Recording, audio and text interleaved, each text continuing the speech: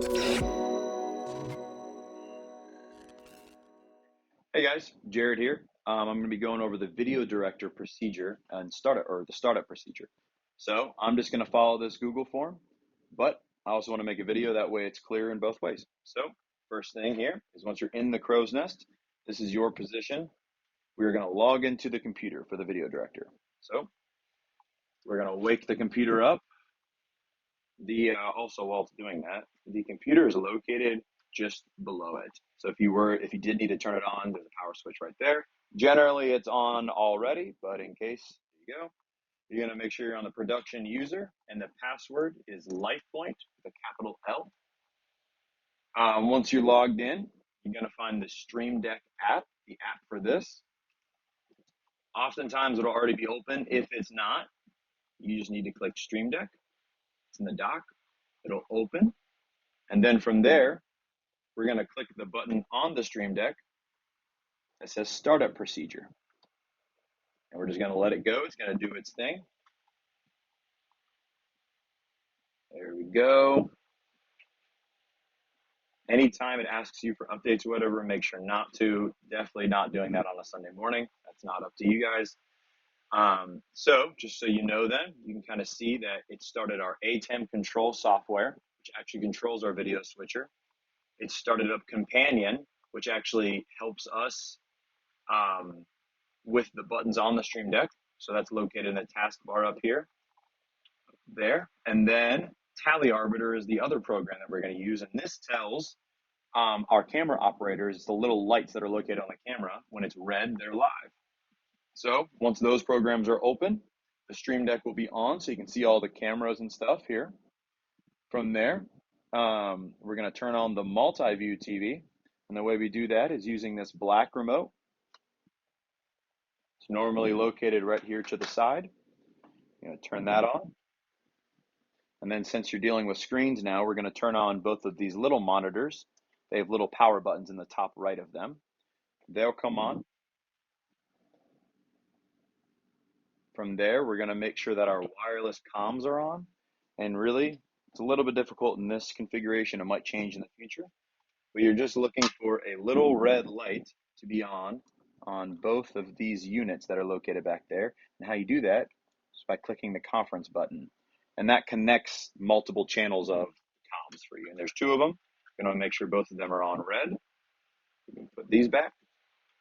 Sometimes, and really the only time, those will have to be checked. You should check them every week, but really the only time they shut off is if there's a power outage, and I believe we did have a power outage, just a little blip this past week, and so they were not on. It's important to check because then your camera, if they're not on, your cam ops won't be able to hear you talking. From there, we're going to go find camera 6, which is on this shelf in the crow's nest.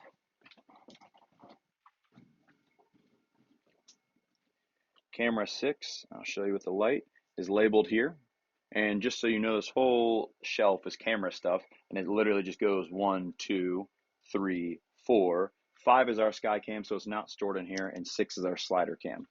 We're going to take cam 6. We're going to take the lens cap off of it, and we are going to walk over to where the slider is.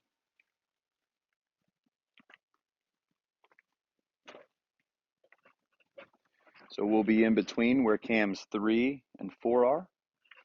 6 has a base plate for the tripod on it. We're going to slide it in the back towards the stage. There's a little button on the side. It's hard to see, but you'll lock it in just so it doesn't really slide. We're going to take first the video, which is this SDI cable that's hanging from underneath here. We're going to plug it in to the only open SDI port that's up here on the right side. Just kind of clicks in place. It locks. It has a moving lockable piece here.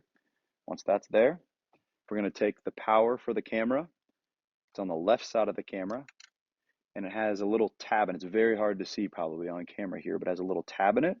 You're really just going to rotate it where it says power, and again, it locks in place. And then lastly, we're just going to turn on the power for the camera. It's on a switch that's underneath the video converter.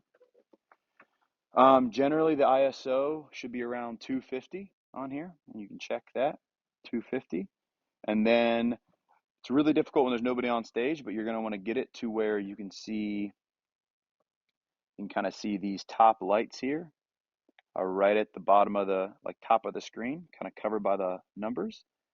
And then you want things to be in focus that's where the red focus lines are. So once that's set, the last thing to do with this slider is to set the endpoints. The controller kind of lives underneath here. You're going to slide it out and you want it still to be plugged in. There's a power button on the bottom of it. I'm going to turn that power on. And then on here, we're going to go down to setting. Here, we zoom in on this. So you're going to use the arrow keys. You would select setting on the first page. Then you're going to set start, and it's got an enter button in the center.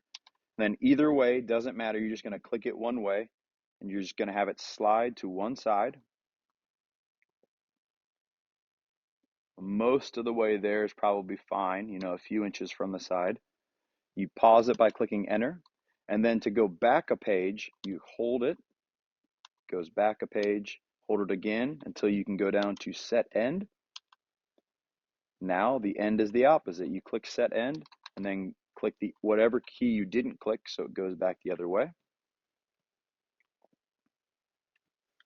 And again, you're going to get it to where it's maybe, you know, 4 or 5 inches off the side.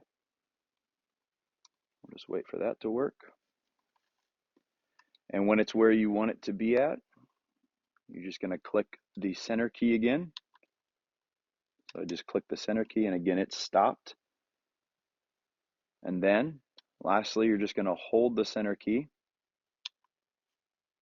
Hold it again until you're kind of out of that menu. Hold it again. Go to video shot, auto mode, auto loop, and then you just click whatever direction you want and it'll start. And I just push the controller so it doesn't get snagged on anything. So that's it. That's how it's just going to continue to go back and forth.